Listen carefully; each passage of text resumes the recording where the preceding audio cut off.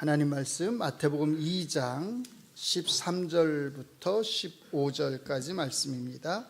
마태복음 2장 13절부터 15절까지의 하나님 말씀.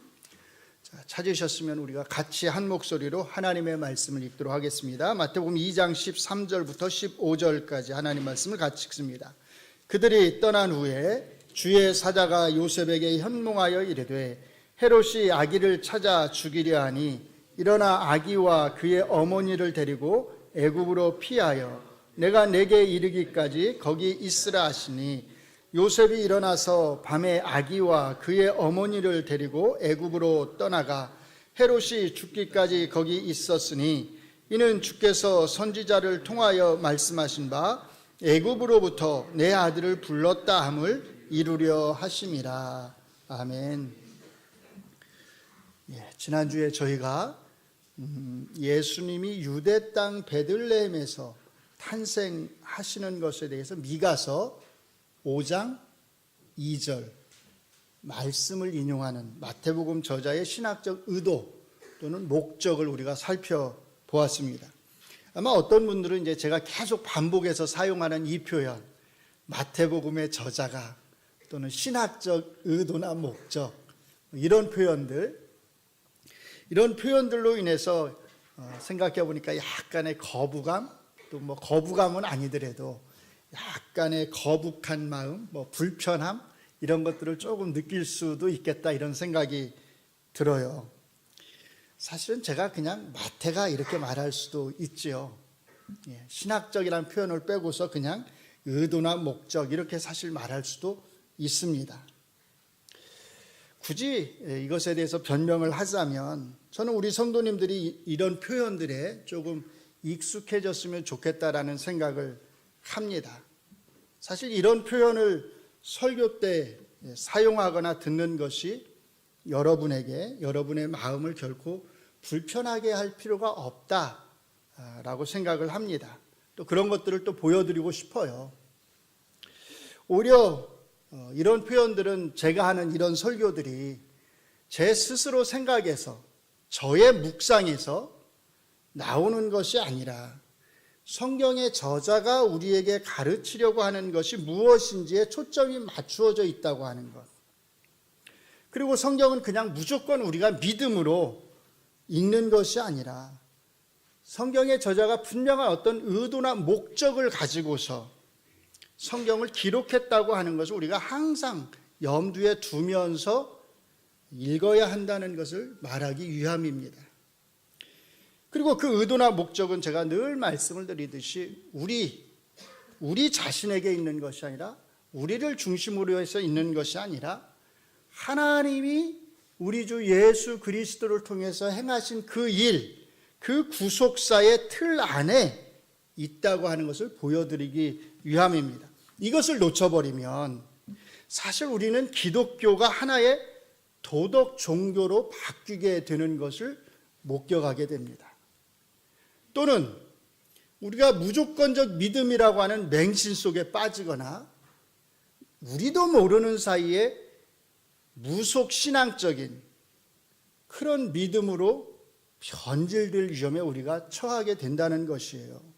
그러므로 우리가 정말로 기독교를 기독교답게, 그리고 성경을 성경답게 읽기 위해서는 우리 중심이 아니라 각각의 성경 저자를 중심으로, 그리고 궁극적으로는 그 성경 전체의 유일한 저자이신 누구요? 하나님 중심으로 우리가 성경을 읽어야 하고 그렇게 읽으려고 우리가 노력해야 한다는 것입니다. 그런 노력이 사실 때로는 힘들 수 있습니다. 그리고 그런 식으로 우리가 성경을 읽고 이해하려고 하면 때로는 굉장히 무미건조해서 재미도 없고 이게 믿음이 없는 것처럼 그렇게 느껴질 수도 있습니다. 그런데 중요한 것은 뭐겠어요?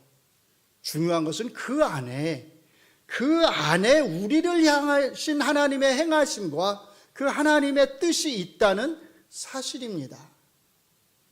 그것을 아는 것이 성경을 읽고 이해하는 우리의 목적이고 또 기쁨이고 위로라고 하는 것을 우리가 잊지 말아야 합니다.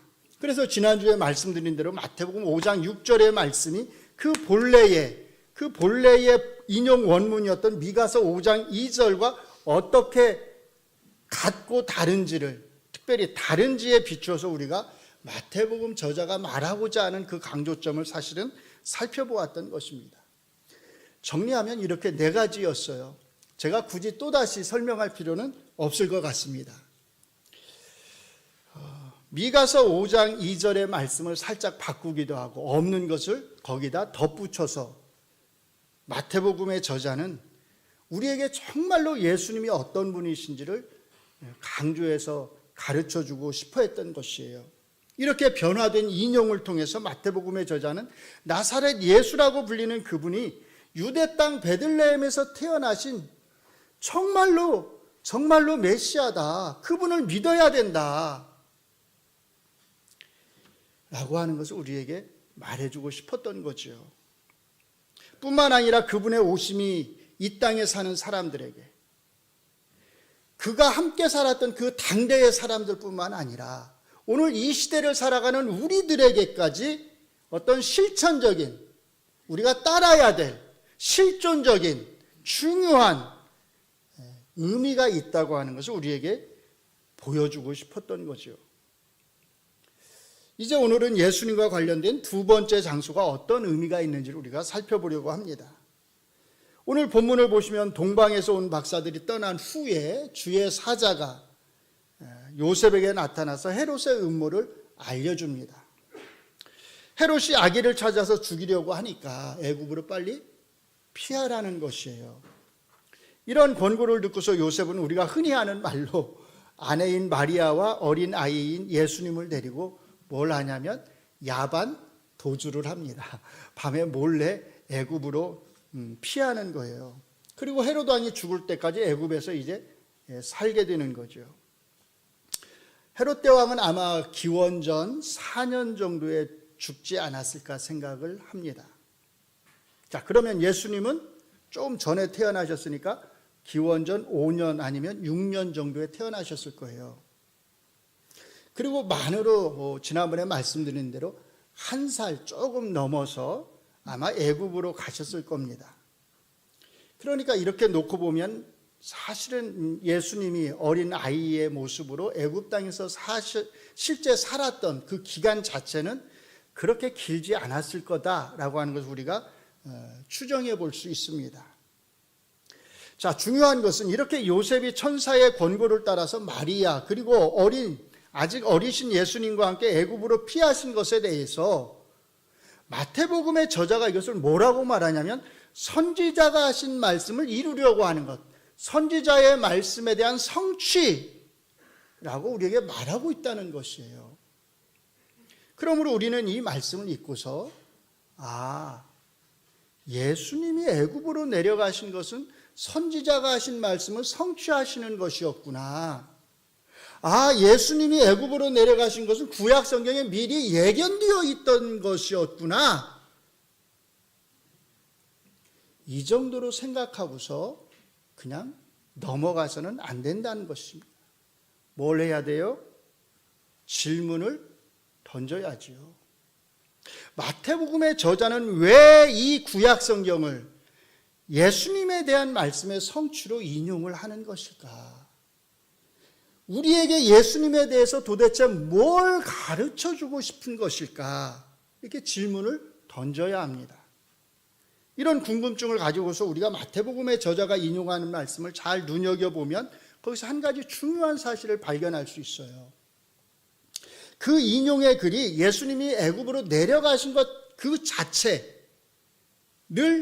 말하는 것이기보다는 오히려 애굽에서 나오는 것, 예수님의 출애굽을 말하고 있다는 것입니다. 그러니까 강조의 포인트가 내려감에 있는 게 아니라 뭐예요? 나오시는 것, 다시 이스라엘 땅으로 올라오시는 것에 포인트가 있다는 거예요. 마태복음의 저자가 말하는 선지자는 호세아 선지자입니다. 그래서 그 인용하는 글의 내용은 사실 호세아 11장 1절에서 온 것이에요. 애굽에서 내 아들을 불렀다. 아주 짤막한 글입니다. 여기에서 내 아들이라고 하는 말은 예수님에 대해서 어떻게 사용된 것일까요? 아마 어떤 분은 예수님이 누구시다? 하나님의 아들이시다 라고 하는 것을 이미 잘 알고 있기 때문에 이 인용 글을 읽으시면서 하나님의 아들로서 예수님이 애굽에 내려가셨고 애굽에서 부름을 받았구나, 나오게 됐구나. 그러기 위해서는 또 먼저 애굽으로 내려가셔야 했구나, 피하셔야 했구나, 이렇게 생각할지 모르겠습니다. 그런데 정말 그런 의미였을까요? 내 아들이 정말로 하나님의 아들로서의 예수님을 지칭하는 것이겠느냐라고 하는 것이에요. 내 아들의 의미를 정확히 알기 위해서는 호세아 11장 1절에 나오는 본래의 말씀, 그 말씀의 맥락을 먼저 이해해야 합니다. 제가 가만히 찾아보니까 호세아서는 저희가 2023년도 말씀과 기도 집회 때 봄, 가을에 나눠서 이 말씀을 우리가 전체적으로 이미 다루었어요. 자, 기억을 떠올려 보시면 그때 함께 이 호세아서를 공부하셨던 분들은, 자, 호세아 선지자는 어디 출신이에요? 북이스라엘 출신이고, 그래서 북이스라엘을 향해서 하나님 말씀을 전했습니다. 어느 왕 때요? 북이스라엘의 어느 왕 때? 여로보암 2세 때요. 이 시기는 북이스라엘이 큰 부를 누리며 경제적으로 굉장히 잘 살던 시기였습니다. 그럼에도 불구하고 사람들의 그 행실은 하나님의 말씀에 불순종하면서 부를 누렸다는 거예요. 그 부가, 그 경제적인 부가 마치 영원할 것처럼 그렇게 이들은 살아가고 있었다는 거예요. 그런데 사실 이제 불과 몇십 년 후에 이들은 망하게 되죠. 하나님께서는 호세아 선지자를 통해서 그들의 그 불순종을 책망하셨던 것입니다. 그래서 호세아 선지자가 11장 1절에서 이 말씀을 외쳤을 때 그는 하나님이 이스라엘 백성을 얼마나 사랑하셔서 그들을 애굽 땅에서, 그들의 조상을 애굽 땅에서 나오게 하셨는지, 그럼에도 불구하고 이들이 어떻게 하나님 말씀의 끝까지 불순종했는지를 사실 강조해서 거기에 포커스를 맞추어서 말하는 것입니다.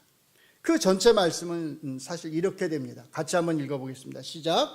이스라엘이 어렸을 때에 내가 사랑하여 내 아들을 애굽에서 불러냈거늘. 자, 앞에서 사랑해서 내가 이스라엘을 애굽에서 불러냈거늘, 그런 다음에 어떤 말이 나오겠어요? 그 반대 의미가 나오겠죠. 내가 사랑해서 이렇게 사랑을 베풀었는데 너네는 계속 불순종하는구나 라는 거죠. 먼저 이 말씀을 잘 보시면 여기 내 아들이 누굴 가리키겠어요? 당연히 그 앞에 이스라엘 백성 전체를 가리킨다고 하는 것을 알 수 있습니다. 호세아 선지자는 이스라엘 백성에 대한 하나님의 사랑의 표로서 그들이 가장 크게 경험한 하나님의 은혜, 그 구원의 은혜, 무슨 사건이요? 출애굽 사건을 말하고 있는 것입니다. 그리고 그 사랑을 강조하기 위해서 하나님이 이스라엘 백성 전체를 뭐라고 불렀다고 말하냐면 내 아들로 불렀다는 거예요. 여겼다는 거예요. 그래서 애굽에서 나오도록, 출애굽하도록 하셨다는 겁니다. 그러니까 여기 호세아 11장 1절에서 내 아들, 단수지만 내 아들은 출애굽한 이스라엘 백성 전체를 가리키는 거죠. 자, 그러면 호세아 선지자가 이 말씀을 선포했을 때 이 호세아 선지자는 나중에 한참 후에 태어나셔서 애굽으로 내려갔다가 그 애굽에서 다시 올라오실 어린 아이이신 예수님을 염두에 두면서 이 말을 했을까요? 안 했을까요? 염두에 뒀겠어요? 안 뒀겠어요? 당연히 염두에 두지 않았을 거예요. 호세아 선지자는 그냥 자기 시대의 북이스라엘 백성이 행하는 그 불순종, 그 큰 불순종을 책망하면서 강조하기 위해서 하나님이 그들의 조상이었던 그 이스라엘 백성들을 애굽 땅에서 출애굽시키신 그 하나님의 놀라운 은혜와 그 사건을 말하는 것입니다.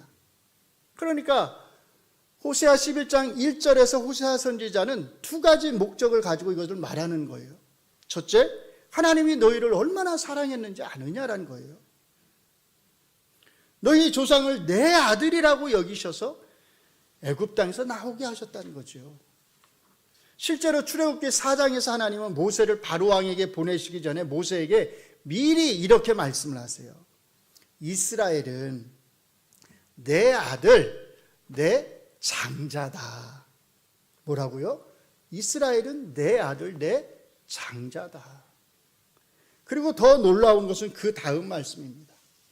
내 아들, 내 장자인 이 이스라엘을 내보내지 않으면 내가 너의 아들, 바로왕 너의 아들, 너의 장자를 어떻게 하겠다? 죽이겠다. 죽일 것이다. 이스라엘의 장자, 하나님의 아들로서의 장자와 바로왕의 장자를 연결해서 설명을 하시는 것입니다. 그런데 놀랍게도 마태복음의 저자는 이 말씀을 어린 아이이신 예수님이 애굽으로 피난 가셨다가 이제 헤로드 왕이 죽은 후에 애굽에서 다시 올라오시는 출애굽, 예수님의 출애굽에 대한 말씀으로 인용을 하고 있다는 것이에요. 그러므로 마태복음에서 애굽에서 내 아들을 불렀다라고 했을 때 이 아들은 마태복음에서 보면 이 아들은 누굴 가리키는 게 분명하냐면 예수님을 가리키는 게 아주 분명합니다. 자, 이 두 구절을 한번 비교해 보세요.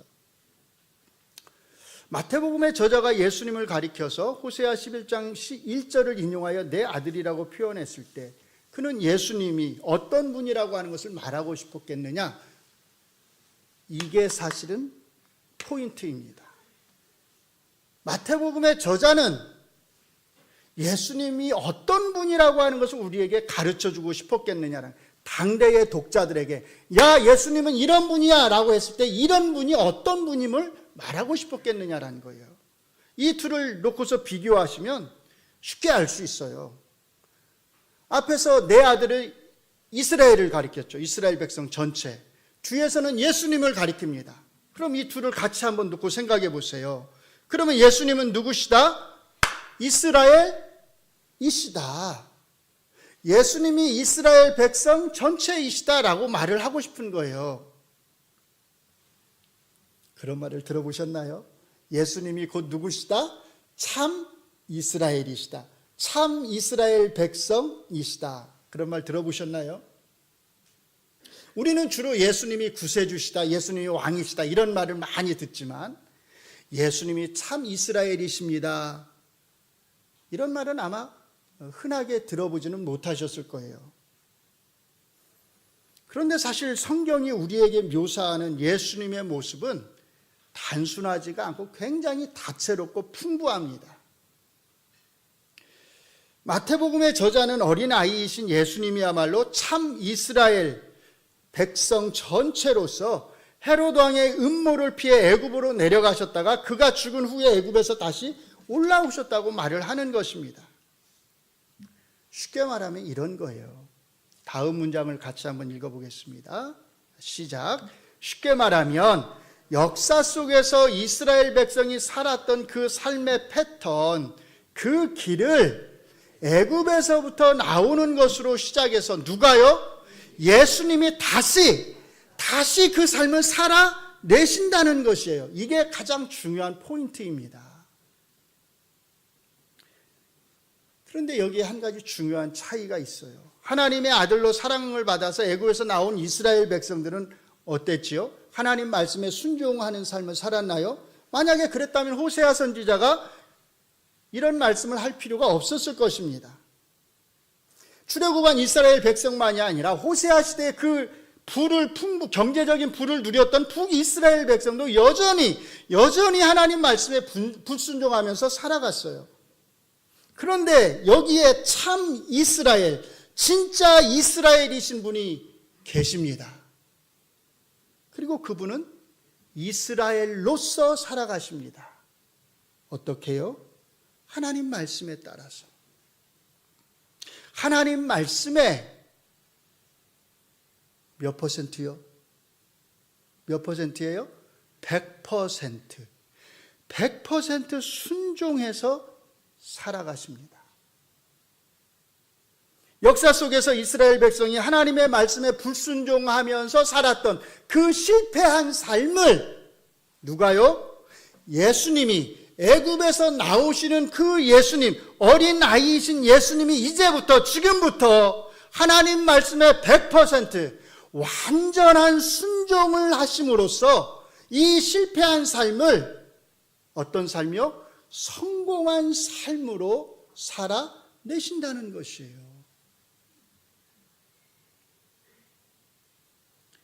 그러니까 정리를 좀 해드리면 호세아 11장 1절에서 출애굽한 이스라엘 백성을 가리켰던 그 말씀을 마태복음의 저자가 인용해서 어린아이이신 예수님이 애굽에서 출애굽하는 것, 나오시는 것에 적용할 때 거기에는 중요한 두 가지 의미가 있다는 것입니다. 첫째, 예수님은 하나님의 사랑을 받으시는 참 이스라엘이시다. 진짜 이스라엘이시다. 둘째, 참 이스라엘로서 예수님은 출애굽한 이스라엘 백성뿐만 아니라 북이스라엘 백성이 행한 그 모든 불순종을 다 하나님에 대한 완전한 순종으로 살아내실 분이다 라는 것이에요. 여러분은 이 두 가지 사실이 오늘 우리에게 얼마나 중요한 메시지를 지니고 있는지 아시나요? 우리는 보통 예수님이 십자가에서 우리의 죄를 위해서 죽으심으로써 우리의 모든 죄가 다 용서받게 되었다라고 생각을 합니다. 맞는 생각이에요. 그런데 조금 더 생각해 보시기 바랍니다. 만약에 예수님이 어려서부터 태어나서 죽으실 때까지 그 삶의 과정에서 정말로 조금이라도 어떤 잘못을 행한 적이 있다거나 아니면 단 한 번이라도 어떤 죄를 범하신 적이 있다면 예수님의 십자가에서 죽으신 그 죽으심이, 십자가에서 흘리신 그 피가 우리의 죄를 용서할 수 있을까요? 용서할 수 있는 효력을 지닐 수 있을까요? 그러지 못했을 것입니다. 그러므로 우리가 예수님의 십자가 죽으심과 그 피로 인해서 구속의 은혜를 입었다고 하는 것, 죄 용서함의 은혜를 입었다고 하는 것에 대해서 감사할 수 있는 것은 그 전에 이미 그 죽으심뿐만 아니라 예수님이 태어나서 죽으실 때까지 그 모든 삶의 과정에서 뭐가 있었다? 하나님의 말씀에 대한 100% 온전한 순종이 있었다, 함께 있었다라고 하는 것을 잊지 말아야 한다는 것입니다. 그리고 그 순종은 참 이스라엘로서 살아내신 순종이었다라는 것이에요. 그래서 빌립보서 2장에서 바울 사도께서는 예수님의 이 온전한 순종을 예로 들면서 죽기까지 복종하셨다. 언제부터요? 어른이 돼서부터요? 그게 아니라 태어나셔서 죽으실 때까지 온전한 순종을 하나님 앞에 보이셨다라는 것입니다. 예수님이 보여주신 이 죽기까지의 순종은 이스라엘 백성이 실패한 바로 그 삶을 예수님이 살아내셨다는 뜻입니다. 이것을 조금 더 넓게 보면 역사 속 이스라엘 백성뿐만 아니라 이스라엘 백성이 아닌 우리가, 여러분이, 제가 살아낼 수 없었던 바로 그 온전한 순종의 삶을 예수님이 대신 살아내셨다는 것이에요. 그래서 예수님이 온전한 완벽한 의를 이루셨고, 우리가 예수님의 십자가 죽으심의 은혜를 믿을 때 우리의 모든 죄를 다 누구에게 넘길 수 있게 되었다? 예수님에게 넘길 수 있게 되었다는 것이에요. 그리고 예수님이 이루신 그 온전한 의가 누구에게요? 우리에게 넘어올 수 있게 되었다. 우리의 모든 죄는 다 예수님에게로 넘기고 예수님이 순종으로 이루신 그 의는 다 누구에게로요? 우리에게로 넘겨지게 되었다라는 것이죠. 이걸 가리켜서 뭐라고 한다? 이중전가라고 부른다고 말씀을 드렸습니다. 우리가 예수님을 믿을 때 바로 그런 놀라운 이중전가가 일어나는 것이에요. 이게 왜 가능하느냐? 예수님의 온전한 순종이 있었기 때문에 가능하게 되었다는 것입니다. 이렇게 예수님의 의가 우리에게 넘겨져서 우리를 하나님 앞에서 의롭게 할 수 있는 것, 그것은 예수님이 참 이스라엘로서 우리가 할 수 없었던 그 완전한 순종의 삶을 살아내셨기 때문입니다. 바로 여기에 이제 오늘 이 시대 놀라운 부를 누리면서 살아가는 이 시대를 향한 아주 중요한 실천적 메시지가 있습니다. 이제 역사 속 이스라엘이 아니라 정말로 예수님이 참 이스라엘이시라면 동시에 이 참 이스라엘이신 이분을 믿는, 이 예수님을 믿는 그들이 바로 유대인이든 이방인이든 상관이 없이 진정한 의미에서 참 이스라엘 백성이라는 것입니다.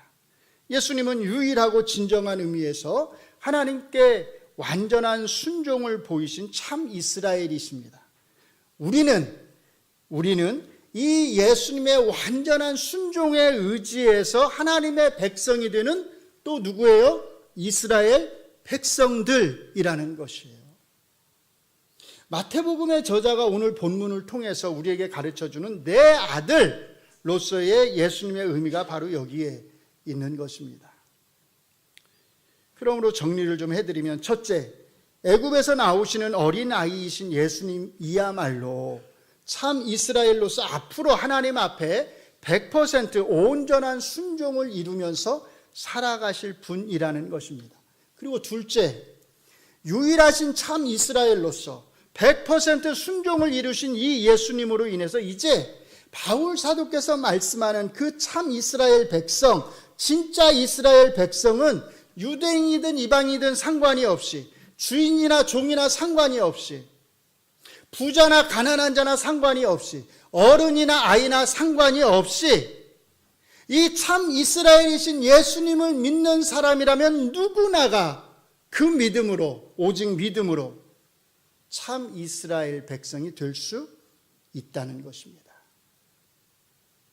사랑하는 성도 여러분, 이 자리에 계신 여러분이 참 이스라엘로서 예수님을 믿고 고백한다면 이제 여러분이야말로 예수님의 그 온전한 순종으로 인해서 참 이스라엘 백성, 하나님이 택하신 참된 백성임을 믿으시기 바랍니다. 그리고 정말 그렇게 믿는다면 이제 여러분에게는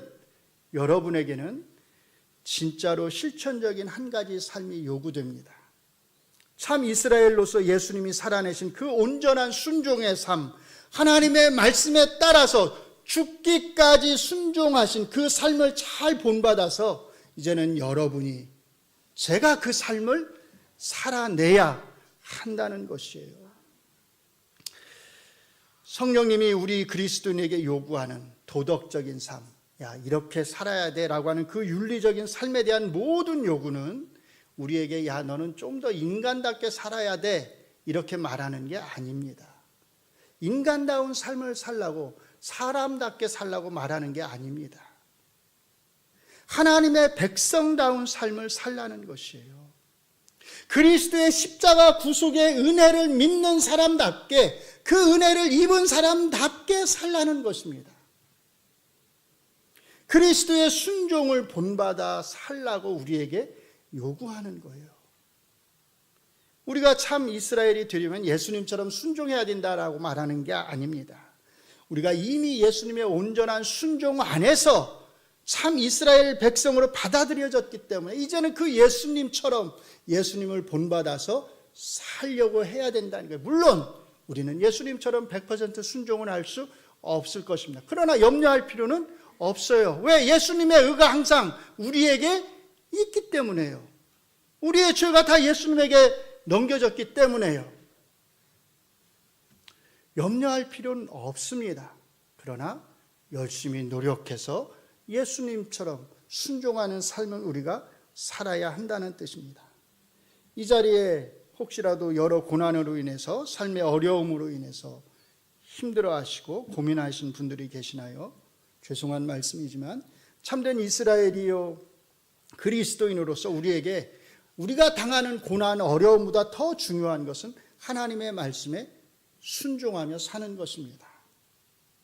그 삶을 살아내야 우리가 지금 그리스도인으로서 당하는 그 육체적인 고난, 그게 뭐 질병이든 어떤 것이든, 또는 삶에서 우리가 겪는 그 어려움들, 그게 물질적인 것이든 어떤 것이든지 간에 그게 의미가 있을 수 있는 것입니다.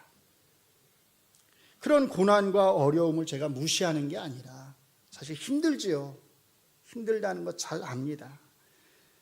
중요한 것은 힘들지만 그 힘든 고난과 어려움이 가치가 있으려면, 그리스도인으로서 우리가 겪는 그 어려움, 고난, 그것들이 가치가 있으려면 그 모든 것들이 하나님의 말씀에 대한 순종 안에서 이루어져야 한다는 것이, 그래야 영생의 가치가 우리의 고난에, 우리가 당하는 어려움에 있을 수 있다는 것이에요.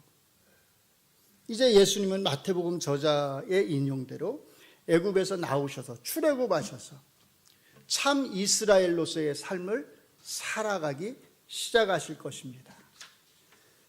그 예수님의 삶을 뒤따라가면서 예수님이 어떻게 온전히 순종하는 삶을 사셨는지를 배우고 우리에게 가르쳐 주시는, 하나님을 기쁘시게 하는 삶의 모습이 어떤 것인지를 우리가 한번 잘 눈여겨보면서 잘 배우면서 함께 나아갔으면 좋겠습니다. 예수님을 구원자요 왕이요 참 이스라엘로 고백하신다면 그 예수님의 삶과 가르침을 통해서 정말로 우리가 어떻게 살아야 하는지를 배우게 되고, 정말로 그렇게 살고 싶은 욕망이, 욕심이 우리 안에 있기를 바랍니다. 오늘 메시지를 간단하게 요약해 드립니다. 예수님이 참 이스라엘로서 이스라엘이 실패했던, 그리고 우리가 실패했던 그 온전한 순종의 삶을 살아가셨습니다. 우리는 예수님의 이 순종의 의지에서 참 이스라엘 백성이 되었습니다. 이제 예수님의 순종을 본받아서 우리는 살아가도록, 그리스도인다운 삶을 살아가도록 부르심을 받았다고 하는 것을 늘 기억하시기를 주의 이름으로 축원합니다. 기도하겠습니다. 이스라엘 백성이 실패했던 그 순종의 삶을 우리가 결코 살아낼 수 없었던 그 순종의 삶을 예수님이 참 이스라엘로서 살아내시고 십자가에서 우리를 위해 죽으심으로써 우리가 모든 죄를 용서받게 되었고 하나님의 참된 이스라엘 백성이 될 수 있었음을 고백하며 감사합니다. 우리가 예수님처럼 100% 온전한 순종의 삶을 살 수는 없지만 그래도 우리는 예수님을 본받아서 하나님 말씀에 순종하며 살고자 하는 그런 욕심이 또 욕망이 우리 안에 있기를 원합니다. 우리 안에 있는 하나님의 영 성령님이 계심을 믿기 때문입니다. 성령님이 우리를 도우셔서 우리로 하여금 그리스도의 장성한 분량에 이르기까지 자라갈 수 있도록, 성령의 열매가 충만한 성수감에 이를 수 있도록 은혜를 내려 주시옵소서. 예수님 이름으로 기도합니다. 아멘.